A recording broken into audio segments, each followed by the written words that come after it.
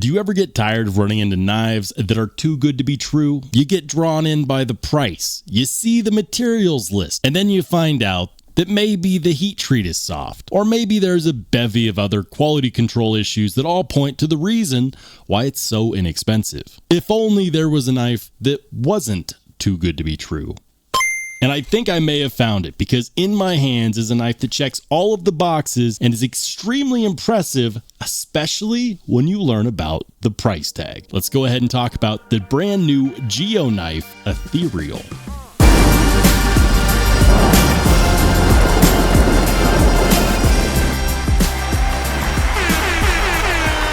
This is Sparta! Hey, how's it going, everybody? If you're new here, welcome in, and if you've been here before, smash the like button on the way in. I'm Rollshambo, the connoisseur and collector of all things sharp and shiny, and I'm excited today because we have in our hands a knife that many might consider to be too good to be true. Now, I'm just going to give you my honest opinion on this guy. This is the Geo Knife Ethereal, and this is a really crazy cool knife, especially when you hear what the price tag is. But before I talk about that, let's go ahead and talk about what exactly it is, and then maybe you can agree or disagree with me when I say that this is actually kind of incredible. So starting off, the Geo Knife Ethereal is what I would consider to be a mid-sized knife, not quite a full size. It's 7 inches overall with a 3-inch blade. The blade itself is made of M390. It's got this nice dark wash, stone wash on it. It is using thumb studs for deployment. The handle scales are these beautifully milled out and kind of pocketed. I think that's what would you call that? Like a golf ball style milling? I don't know. I just know that it looks really cool and it feels good in the hands, and it's made of titanium. The pivot collar on here is Damascus, and it is a single-sided captive pivot. It is utilizing a crossbar style lock, and for the body screws and pivot screw, we have T8 hardware all the way around. Hallelujah! Past the ammunition, the pocket clip is a 3D milled titanium clip there as well. Nothing too terribly special. The insides are nicely milled out for some weight reduction, and on the crossbar style lock, you'll see that we've got, of course, those 3 little dots right there, which tell you that you can adjust the tension on the spring. It is running on ceramic bearings, and we do, of course, have good jimping at the top of the blade. Now, this one specifically is utilizing the drop point style configuration. They also have one that looks kind of like a clip point buoy, which is a little bit more aggressive. I really like the way that one looks too, by the way. And they also have different options. This one utilizes titanium handle scales, but you can also get them with G10 or PEI. This is a knife that you would look at and say, okay, you know, made in China. We've got titanium and M390. We've got Damascus pivot collar. That's going to be somewhere around $185, $200, right? No.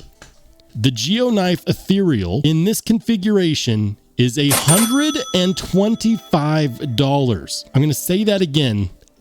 $125. Now, whenever we start talking about knives that seem too good to be true, there are some questions that arise, and I know that you're probably asking, well, you know, what's the Rockwell hardness? That's interesting because Geo Knife reports on their knife listings that they use a vacuum cryo treat process to get it to 60 to 62, which for M390 is ideal. The next thing you might be asking is, well, I mean, there's got to be a trade-off. There's probably some rough edges places, right? No. It feels good. It feels really good in the hands, both a reverse grip and a regular grip. Good ergos, no hot spots. And then you might be saying to yourself, well, I mean, you know, what about the hardware? T8 hardware all the way around, single-sided captive pivot, pocketed milling. This is nice, guys. This is really nice. And I don't have a Rockwell tester. I'm going to be very upfront about this. I don't have a Rockwell tester, so I don't have any way of verifying the validity of whether or not it is actually 60 to 62 Rockwell. Generally speaking, indenter style Rockwell testers, which are the only reliable and accurate form of Rockwell tester, they're an industry standard, they're very expensive. On the low end, for a broken one that you fix up yourself, you could probably get it for under $1,000. But for everybody else buying one, you're probably spending $1,000, $2,000, $3,000 plus dollars. And that's not a joke. They're a very serious piece of equipment, and they have to be tested and calibrated and certified, or nobody's going to take your results seriously. Most companies that don't want you to know what the HRC is, for one, they're not going to list it on their website. For two, they're not going to tell you whether or not it's a cryo treat or a vacuum plus cryo treat process. That's the same kind of process that Kubi uses on all of their steel. And speaking of Kubi, Kubi is another brand that gives you a really good value. This is Kubi's titanium Titius with the titanium handle scales and a 14C28N blade. And this also costs $125 brand new, or at least it did when it was released. When this was released, it was considered massively a very good value for the money. T8 hardware, 14C cryo treated titanium. Yeah. Dark wash M390 and milled titanium with a Timascus pivot collar. Because I know the Tucson fanboys are in the crowd being like, Tucson's been doing that for years. Tucson's been doing that for years. If the claim on their website is correct, that this is cryo treated to 60 to 62 Rockwell, that will be impressive. The problem with the Tucson argument, which I always face whenever I talk about premium knives that are a really good value, the problem with the Tucson argument is that when you start looking at their tests for their knives, they're all over the place. Some come in at 59, some come in at 60, some come in at 62. Also, I want to mention the fact that you don't see any Tucsons with Timascus and titanium and M390 in the $125 price range. You don't. This could be one of the most ground-shakingly good values out there. I don't have a Rockwell tester. I know people that do. And I also happen to know that this knife made its way into the Love Them Knives channel. And Love Them Knives does, in fact, do quite a lot of steel testing. It does PMI testing to verify, that the steel is the way that it is. So if that doesn't, in fact, occur, I'll probably reach out to my sources and see if they can at least do some indenter testing on this as well, just to get some nice, accurate numbers, because this is impressive, guys. This is really, really good. In the age where there are tariffs coming in on everything that's being imported, on the age where everything costs more, where you spend $12 on eggs at the store, you can get this for $125. And, if you want G10 or Ultim, you can get it for $65. That is absolutely insane. You know what? Let's go ahead and test the factory edge here, because maybe it's just not a sharp knife, right? Let's see. Yeah, it's good and sharp. Very good. Very good. That feels nice. The edge on here is very well done. Now you might be looking at this saying, well, it looks like they took an axis lock and they didn't make it ambidextrous. Oh, no, they did. You see, it's kind of hard to see, but if you look real closely right there, they actually do have the titanium insert right there, pocket clip insert, and they also milled it in with the same milling pattern. So it's camouflaged.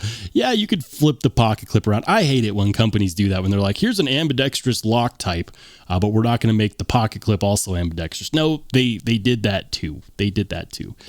Does that mean that by any standards, this is a perfect knife in my eyes? No. There is a few very small nitpicks that I have. And I say nitpicks because at this price point, they would not be a factor, in my opinion, at all. The first nitpick is going to be that it's an open back design. Can we add $10 onto the price tag and please get a nice backspacer over here? That would just be nice. I would love to have a backspacer. I prefer those to open back design. The second is going to be the wording on this pocket clip. Now, I love the fact that we've got a sterile blade here with almost no branding at all that can be discerned, except for, M390 and very tiny letters. I think that's great. But they put their company name right there on the pocket clip. I would have much rather seen them take that and put like a letter G or put their logo right there on that single-sided captive pivot. I would have preferred that. I really would have preferred that. It's not bad. It's not hideous. The lettering kind of reminds me of what you see in high school sports. Doesn't that look like the kind of lettering you get in high school sports? Like that should be on a Letterman jacket or something. I don't know. It's not a big deal. The action on here is really, really smooth. It is very, very glassy smooth. I want to mention that, of course, when this came in, the pivot was a little over tight. So you'd go and you'd hit the lever and nothing would happen because there was a lot of pressure on the blade. A little bit of fine tuning, which is loosening, checking for blade play, micro tightening, checking for blade play, checking for action. And all of a sudden we have absolutely no wiggle or jiggle. We've got perfect blade centering and extremely smooth action. Last thing that I want to talk about, and this is a huge suggestion to GeoKnife. GeoKnife, on your website, you have these pivot collars listed as damtanium. These are not damtanium pivot collars. Damtanium is a carbon fiber material made by an American company called Camo Carbon, and it is carbon fiber. These are quite obviously Damascus. I think what happened was they may have gotten confused because, Damascus titanium, I think, is what they were trying to say, but they should have just listed it as Damascus. So that is definitely a typo on their website. These are not damtanium carbon fiber pivot collars. These are, in fact, Damascus pivot collars. And I think that they should fix that on their website because it can be a little bit confusing. I'm okay with that. I don't need damtanium carbon fiber pivot collars. I actually prefer the Damascus. The Damascus offers a nice pop of color, especially on this dark wash. They do have other versions. You can even get this in DLC coating, and you can, of course, get it in more of a plain titanium where it has a regular stone wash. This is the dark wash. This is honestly what I prefer, and I think that they did a fantastic job. At $125, this is easily the best value that I've come across in recent history. I can't believe how good it is. And normally on knives that seem too good to be true, you can point to something. You can say, oh, well, the action's not that good. It's great. You could say, oh, well, look, it's got bad hardware. Hardware is great. T8 hardware all the way around. You can look at it and say, oh, I don't like the way it cuts. It feels cheap out of the box. No, this feels premium. This feels like a $200 to $250 knife all day. And if you're someone that might be left-handed and you want a knife that offers an ambidextrous option, this is going to be good. If you're someone that wants to experience premium materials, the finer things in life for a lower price point, currently speaking, I'm not entirely sure that it gets any better than this. We'll, of course, link to it in the description below in case you're interested in picking one of these up. Again, they start at $65 and they go upwards of $200 if you want something with DLC. This one is $125. The barrier for entry on this guy is low. Let me know what your thoughts are, guys. I'm really interested to see what people think. And if you want to watch some more awesome knife and EDC content, feel free to click on one of the videos that pops up next.